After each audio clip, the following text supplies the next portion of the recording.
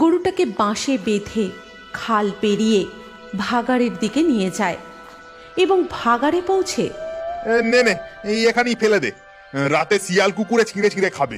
কি রে গোপে, যাত্রাপালা কেমন লাগলো বল? খুব ভালো লেগেছে কাকা, কিন্তু সীতামা কি সত্যি সত্যি আগুনের উপর দিয়ে হাঁটছিল? আর হনুমান অত বড় পাহাড়টা কি করে তুলে আনলো? আরে পাগল, ওসব তো অভিনয়। বড় হ তখন বুঝবি। এখন তাড়াতাড়ি পা চালা দেখি, খাল পেরিয়ে ভাগাড় টপকে যেতে হবে, অনেকটা পথ, আর তাছাড়া অনেক রাত হয়েছে, তাড়াতাড়ি চল। ঠিক তখনই পিছন থেকে একটা বাছুরের ডাক শোনা যায়।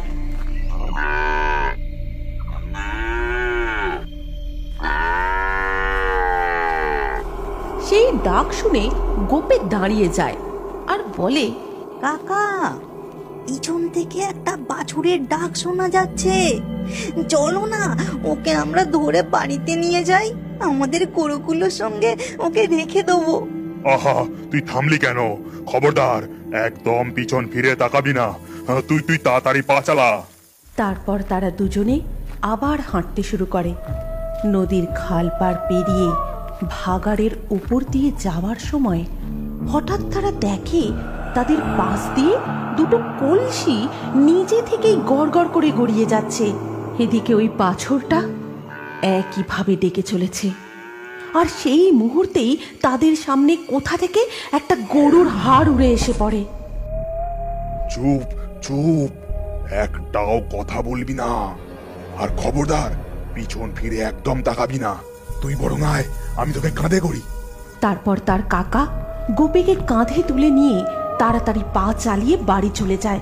আর বাড়ি ফেরার পর বিছানায় শুয়ে গোপী তার কাকাকে জিজ্ঞাসা করে, ও কাকা, কাকা, তখন ওসব কি হচ্ছিল? আর ওই বাছুরটাই বা কাদের? আমাদের পিছন পিছন আসছিল, তারপর তো দেখতে পেলাম না। ওটা কি ছিল জানিস? ওটা ছিল গোভূত।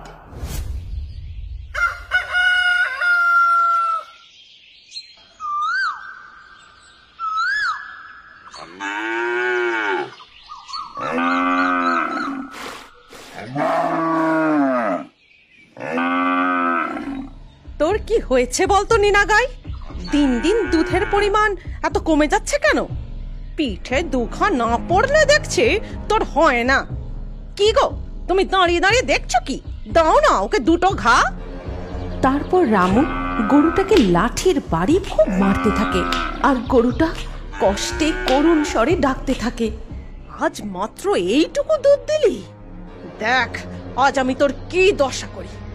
আজ তোর খাওয়া বন্ধ, আর এই বাছুরটাকেও আজ কিচ্ছু খেতে দেবো না। কি গো, চলে এসো তুমি। রামু আর মালতী দুধের বালতি নিয়ে গোয়াল ঘর থেকে চলে যায়। নীনা গাই খুব কাঁদতে থাকে। তখন লালি গাই বলে, কাঁদিস না বোন, আমাদের কপালে যে এই লেখা আছে, দিনে 4 বার করে দুধ দইলে আমি দুধ কোথায় পাই বলতো? তার উপর ঠিক করে খেতেও দেয় না। আমার বাচ্চাটাও যে সকাল থেকে কিছু না খেয়ে রয়েছে। এই নিষ্ঠুর মানুষগুলো ওকে যে ওর মায়ের দুধে খেতে দেয় না, তারপর দিন রাত মারধর করে। এইভাবে চলতে থাকলে তো। এভাবে দিনের পর দিন চলতে থাকে। রামু আর মালতী গরুগুলোর উপর সারা দিন খুব অত্যাচার করতে থাকে। তাদের ঠিক করে খেতেও দেয় না, আর ঠিক মতো দুধ দিতে না পারলে জোটে লাঠির বাড়ি। এর ওপরে তারা দুধের মধ্যে জল মিশিয়ে সেই দুধ বিক্রি করে। এমনই একদিন, রামু, আরে ও রামু, আমাকে 2 পো দুধ দাও। তখন রামু আর মালতী দুধের ঘটি নিয়ে ঘর থেকে বেরিয়ে আসে। শোনো ঠাকুরপো, পরের মাস থেকে কিন্তু দুধের দাম আরো 5 টাকা করে বাড়বে। সে কি গো বৌদি, একেবারে 5 টাকা? তাছাড়া দিন দিন দুধের পরিমাণ তো পাতলা হয়েই চলেছে। তোমরা কি দুধে জল মেশাচ্ছ নাকি বলো তো? এইরকম চললে কিন্তু আর দুধ নেব না বলে দিলাম। হ্যাঁ গো পঞ্চা কাকা, আমার মাও বলছিল দুধ খেয়ে তো ভাইয়ের পেটই ভরছে না। এই রামু কাকা আর মালতী কাকি নিশ্চয়ই দুধে বেশি করে জল মেশাচ্ছে। না না, তোমাদের কোথাও ভুল হচ্ছে। আমরা জল ফল মেশাই না তো, একদম জল মেশাই না। এই নাও দুধের দাম। এমনিতে তো পাতলা জলের মতো দুধ, তার উপরে আবার দুধের দাম বাড়াচ্ছ। আমরা না পরের মাস থেকে আর তোমার কাছ থেকে দুধ নেব না, অন্য জায়গা থেকে নেবো, বুঝলে? এই বলে তারা সেখান থেকে চলে যায়। তখন রামু বলে, দেখেছো তো গিন্নি, তোমাকে আমি বললাম এত জল মিশিও না, তুমি তো আমার কোনো কথাই শোনো না। চুপ করো তো। দুধ নেওয়ার লোকের কি অভাব আছে নাকি? কাল থেকে তুমি শহরে গিয়ে দুধ বিক্রি করবে। আর এই সমস্ত কিছু হয়েছে ওই গরুগুলোর জন্য। আজ তো এদের আমি মেরেই ফেলবো। সাথে সাথেই মালতী একটা লাঠি তুলে নিয়ে গরুগুলোকে খুব মারতে থাকে। তার সমস্ত রাগ গিয়ে পড়ে গরুগুলোর ওপর। প্রচন্ড মার খেয়ে নীনাগাই সেই রাতেই অসুস্থ হয়ে পড়ে এবং ভোর রাতের দিকে গরুটি মারা যায়।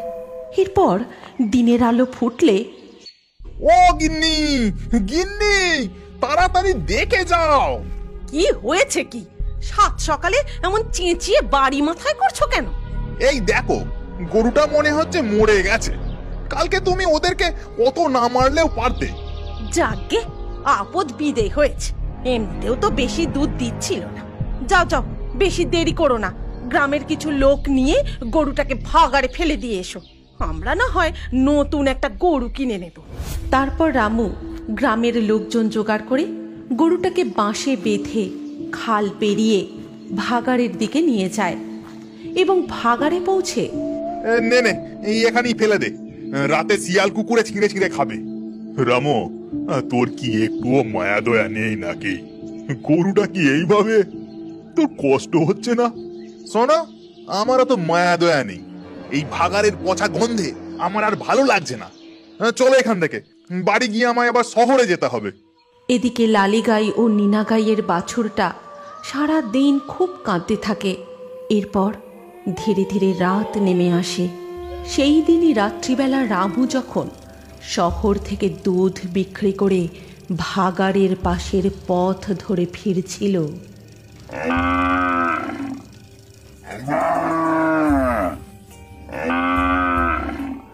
ও বাবা, এত রাতে ভাগাড়ে আবার গরু কোথা থেকে ডাকছে? রামু একটু এদিক ওদিক তাকাতেই দেখতে পায় একটা গাছের নিচে কালো মতো কি যেন একটা দাঁড়িয়ে আছে। আরে ওই তো গরুটা। বাবা, এ তো পুরো সোনাই সোহাগা। আর গরু কে জানে, রাত্রেবেলা মনে হয় পালিয়ে এসেছে। যাই, আমি এটাকে ধরে নিয়ে বাড়ি যাই। আমাকে আর পয়সা খরচা করে নতুন গরু কিনতে হলো না। রামু সেই গরুটাকে সঙ্গে করে নিয়ে বাড়ি চলে আসে। তারপর গোয়ালে বেঁধে দিয়ে সে ঘরে চলে যায়। এরপর রাতের খাবার খেতে খেতে সে তার গিন্নিকে সমস্ত কথা খুলে বলে। কিন্তু মধ্যরাত হতেই হঠাৎ করে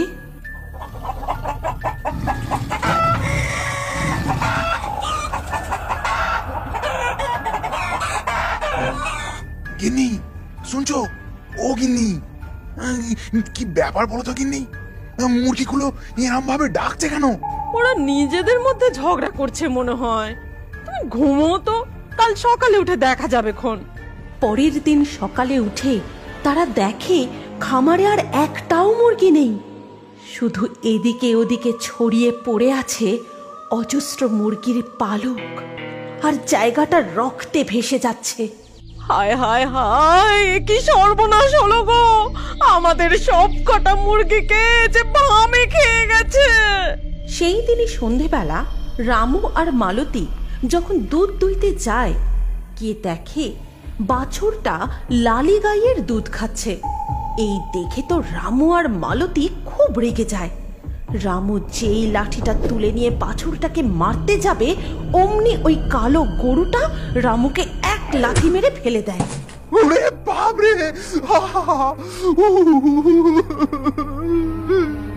ও কি গো, পাজি গরুটা তোমায় লাথি মেরে ফেলে দিল? আজ একেও মেরে।